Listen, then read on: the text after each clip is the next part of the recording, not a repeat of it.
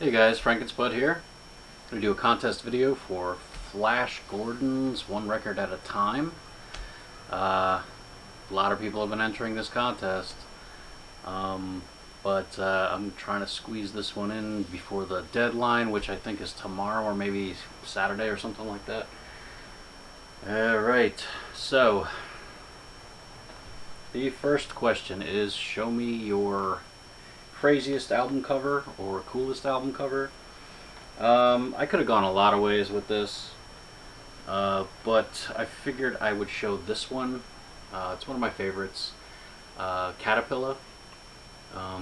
This album is from 1972. This is not an original pressing. An original UK pressing of this album is like $2,500, $3,000. This is a repress, an Italian repress from like 2000, but the cover's cool. The big old caterpillar eating a leaf, and it's die cut through here. Just pretty cool. I enjoy it. Great album too.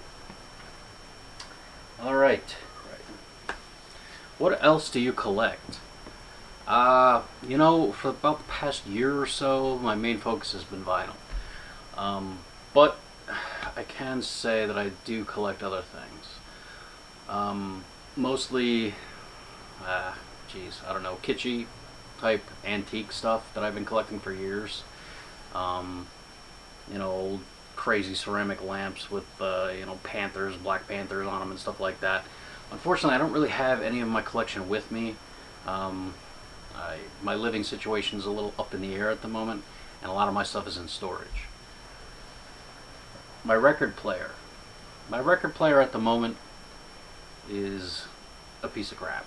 It's a toy, basically. It's the Audio-Technica AT-LP60, right there.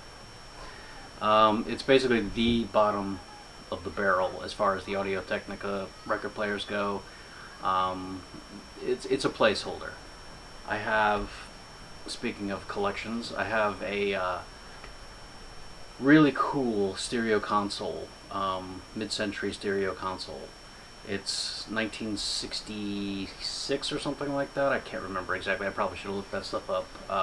RCA, really cool looking, but it needs capacitors, it needs tubes, so it doesn't really work at the moment, but I hope to get it up and running at some point.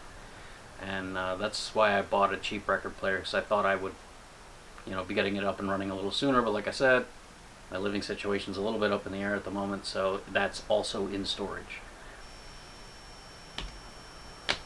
An album that begins with the letter F. I pulled out Funkadelic, Free Your Mind, and your ass will follow. Great album cover, great band. Also a reissue, not an original album. Okay, now the favorite album of all time. That is a tough one. It's one of those questions that people are always asking, well, who's your favorite band, or even what's your favorite color? Geez, I don't know. I like a lot of colors, you know, but this is one that's been with me for a long time.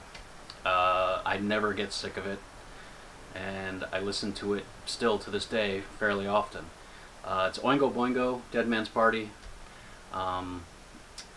It's not their best album by any means, but it's the first album I owned by Oingo Boingo, and I played it to death.